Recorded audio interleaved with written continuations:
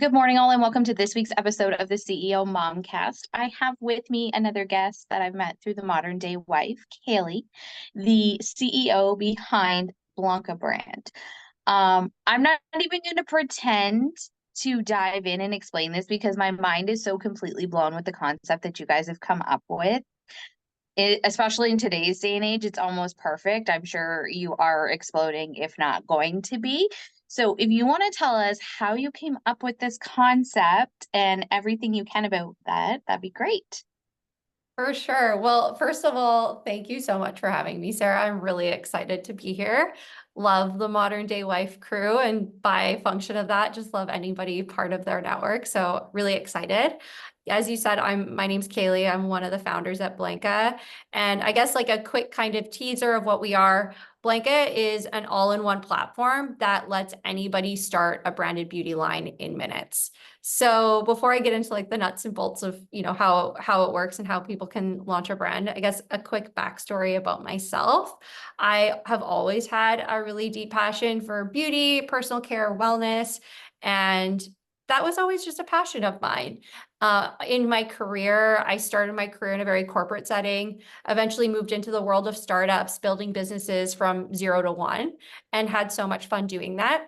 It just so happened that I fell into the world of e-commerce, apps, and marketplaces. And so really fell in love with e-commerce and just how diverse and how quickly it was growing. And then finally in 2021, actually, no, this is back in 2020, I kind of stepped back and realized, wow, what if I could put together kind of my e-commerce experience with my personal, my passion for, beauty and personal care.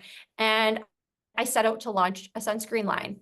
And through that process, I quickly realized how freaking hard it is. There's over 13,000 manufacturers, so I had no idea where to start.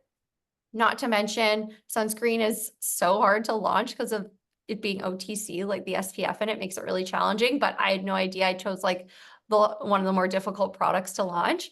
I also went out to, talk to all these suppliers and realized there's these minimums I needed to meet. And then I had to invest in about all this inventory and store all that inventory in my really small apartment and then deal with orders and fulfillment. So every step of the way of launching a brand was really painful. And so I kind of stepped back from that experience and was like, wow, I know I'm not the only entrepreneur facing these challenges of launching a beauty brand. How can we make this easier? And so I pivoted from the concept of starting my own beauty brand to essentially building a tech platform that's enabling entrepreneurs to launch their own brands. And so that's a bit of background about us. We launched Blanka in 2021 and have just been growing from there. Again, the concept to me is, I still don't quite understand how you came up with it, but it is amazing because it's for these small businesses who don't have a leg to stand on or the hundreds of thousands of dollars to get this inventory. Like you said, it's small batch. You offer drop shipping, so they don't even have to worry about where they're keeping everything. And it's clearly the way of the future because there's so many different platforms that are offering it now outside of beauty. Yes, totally. I think what like really differentiates us is the fact that I'll give you a bit of backstory. Before starting Blanka, spent some time, as I mentioned, in e-commerce. And one of my roles took me to China with Alibaba, where I had to build a partnership strategy there. On the premise of, importing a lot of product from Alibaba. And I remember being at the Alibaba campus and going through like these massive warehouses around the city and just realizing, okay, this is not necessarily what I stand for or what I believe in. There's a lot of downstream effects of sourcing overseas. And so when it came to actually launching Blanka, we took a completely different approach. We source exclusively from North America. I used to spend, and now I have a team that spends so much time vetting the products, the ingredients, the packaging, the efficacy to make sure that these are the best products available. And so we have now almost 500 unique products on the platform that people can choose from, and they're all incredible and they're all created in North America. And so I think that's something that I'm really proud of. And it took us a long time to build that up. I think that is something to be proud of. We've grown into this culture where we're used to getting everything cheap and quick from overseas that we've lost focus on what we can, produce and provide here at home. So I'm loving seeing a lot of businesses coming back to using things that they can source locally, somewhat locally, and use because it, of course, is great for our own economy. Totally. Not to mention, it's like when you're putting things on your body, you want to know where these ingredients are sourced from. You want to know that they meet compliance in North America. And so I think there's so much benefit, especially when it comes to beauty and cosmetics, to know exactly what you're using. So is that something that all the products you carry, no matter what they are, they would all pass regulations in North America to be sold? You wouldn't have to worry about different things like that and getting your product out there? Absolutely. I mean, one thing that people might not know is that the FDA, when it comes to cosmetics, is pretty lenient. And this is different than SPF. Everything outside of SPF, basically. There's not that many limitations around cosmetics. Funny enough, Health Canada and the EU have much higher standards. And so at Blanka, we actually follow Health Canada standards, which means, we have to do extra work to make sure the products are incredible. I'll give you an example. We wanted to launch single pan eyeshadows, and we could not find single pan eyeshadows that didn't have talc in them.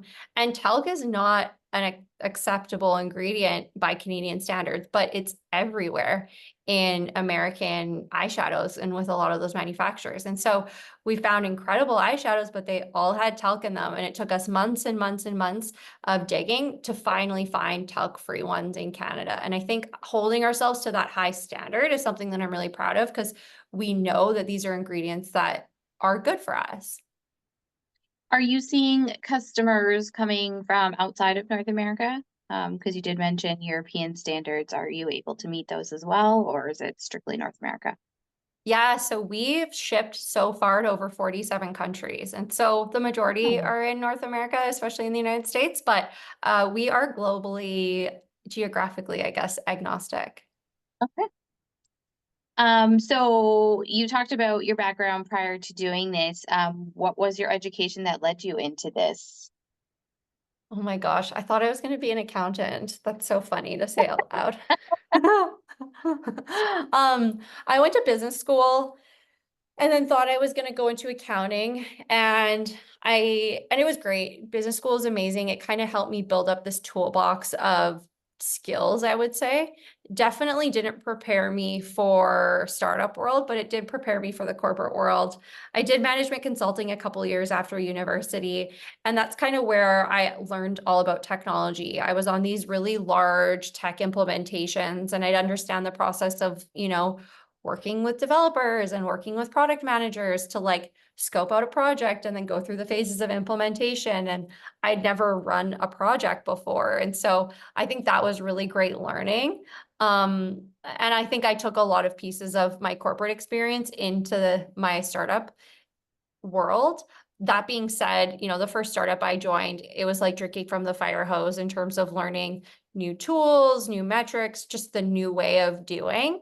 And so there's a big transition there. And I think I had to also undergo another transition when it came to leading a company. And so I've been able to take things, everything from my education through my work experience, to really build on my skill set now, but I'm still learning so much from my team. And, I feel like I'm kind of a lifelong learner, as I think a lot of people are.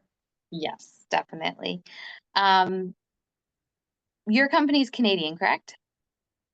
We are Canadian, but it's funny, 90% of our business happens in the US anyways. And so I'd say we're like dual border. You gave yourself away by saying university. I'm Canadian as well, but I've been living in this US for the past 4 years, and everybody always makes fun of me for that. They're like, what's the difference between College. university and college? I'm like, well, there is a difference at home. Yeah, There's a at difference. home, there is a difference. I know. I sometimes catch myself and I'll say college just to make it simpler, but you're right. Sometimes I do get myself away. It's okay. It's okay. I don't realize I'm doing it either, and they make fun of some of the words that I say. I'm like, I don't see anything wrong with that. Where are you from? Just I want I'm to know. outside of Toronto. Okay, okay. Yeah, I'm from grew up in a Saskatoon little town. originally, for what it's worth. Okay. hmm So out there, you know what? I love the prairies. And we said if we ever moved back, that's probably where we would end up, somewhere nice and country like that. Yes. City living is just not for us. So I love it. Yeah, I love it. But I mean, for us, our company's headquartered in Vancouver and we're so close to the border in the US. Like it's right. so easy for us to do business cross border. And what kind of growth have you seen over the last couple of years? There seems to be just so many people who are branching out and starting their own businesses. Yes, we've helped thousands of people launch businesses. We started in 2021. We're 3 years old. We're still a baby company and we're just getting started. We've seen some really cool stories happen on our platform. A solo entrepreneur joined Blanka in 2022, and she's now going through an acquisition of her company, and she purely built Oh, on Blanka. And so I think these types of stories where we're enabling, the entrepreneur who just finished university and is looking for a side hustle through to the existing brand that wants to test out beauty through to the stay-at-home mom who's looking to augment some of her time and her income. There's a lot of really cool use cases for Blanka and especially given how simple it is to use, it's very user friendly. is there testimonials up on the website that people can look at if they want to find out? Because I'm sure this is going to pique a lot of interest for all Yeah. entrepreneurs. Totally. We have testimonials on the website. And then something I'm really proud of is, so the way Blanka works is we're an app into Shopify and I can get into the nuts and bolts of that. But on Shopify, we also have, an app listing and we have almost 300 reviews in that ballpark. And they're incredible. There are people taking this like so much time to write these really long reviews about their experience. And it's getting feedback like that that really, I don't know, warms my heart. That's great. Now, just to kind of pivot a little bit, you talked about growing your team. What is your support system like? Yeah, it's a great question. In terms of like my personal support system, I'd say the first piece, which is a special part about our business, is that I have two co-founders, and one of them is my husband. So he wears a co-founder hat and then a husband hat, and I do the same to him. And so I think he plays a big role in my support system, as well as my other co-founder, Doug. He is my best friend, and we're all so close. It's funny sometimes when we have tough calls sometimes, or it's like not tough calls between each other, but tough decisions we have to make. And after the call, we're like, "Okay, love you guys," and then we hang up. And so I think that's really important. I'm really close with my family as well as my friend group. But then fellow founders, I think fellow founders know the ups and downs and the roller coaster of running a company. And I think being able to reach out to them and be like, hey, this happened, would love feedback and would love insight, I think has been really valuable. And so I lean on a lot of different areas of my support system depending on what I'm needing. But I also recognize like I can't do this alone. And so I've learned to communicate when I do need that help. That's good. And I think it's great that you can work with your husband. I've always told mine I never could. I'd kill you. It's just so those things need my space. But the couples that can work together, it's like a true, I don't know, you guys got something different, that's for sure. I feel like so we don't have kids, but I feel like we've learned certain parenting techniques from running a company together. So I'll give you an example, and you have children, right? I do, yes. That's the name of the podcast, the mom podcast. So I think one thing we've learned is like have a united front and then have conversations behind the scenes Mhm. and be like consistent in communication and yeah, don't show like any frustrations amongst each other publicly, like you have to deal with that behind the scenes as well. So I think those are things that we've really learned, as well as how to create boundaries. And if we're going out for a date night, we're not going to talk about work. This is our time. That's good. That is very good because it would be, I remember that I grew up with parents that worked together and it seemed like it was always a topic of conversation. Like it wouldn't mean to be able to start out something different and get there, but I think it's super important to leave work outside of the house if you can. That's interesting from a child's perspective, like growing up with parents who work together. Yeah. That's fascinating. Yeah. So you're implementing these skills. So if you guys do one day have kids, you'll know exactly what you need to do. Check it at the door, keep it at the office. Exactly. And so in starting this business, what is something that you learned, um, positive or negative? You know, every business comes with its growing pains. Was it a rough start, or were you surprised at how easy it was? And then, the first hiccup came and had to figure out that challenge. I mean, there's highs and there's lows constantly. And I think that's just something I've become okay with. I think the biggest thing I've probably learned and I've had to deal with is like the transition I've had to make as a leader because I've had to become a different type of leader over time. 3 years ago, we were 0 people, and I was completely in the weeds, building and hacking things together and just throwing things at the wall and seeing what sticks. 3 years later, we're a team of 20, and I'm not in the weeds as much as I can be. I'm now thinking more big picture and strategic. And I think along the way, good leaders need to kind of do a little bit of both, where, yeah, you have to be in the weeds and understand the mechanics of the business, but you also need to zoom out and make sure if the whole ship is going in the right direction. And I think that there's been times where I've forgotten to zoom out enough and really look at the big picture. I am so lucky to have incredible mentors and investors who have done this before and can help me see around corners where I just don't have the experience. And so I think that humility has served me really well. And being able to now I can start to assess like when I need to be in the weeds versus when I really need to think big picture and make sure that we're moving towards our vision.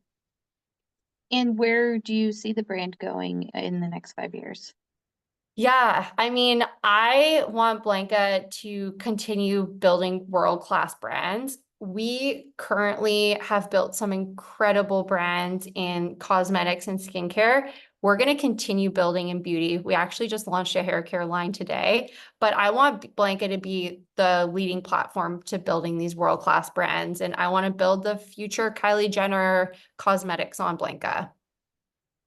That is amazing. And I can definitely see that happening because, like I said, the concept that you came up with is so ingenious that, I mean, realistically, is there much competition for what you offer?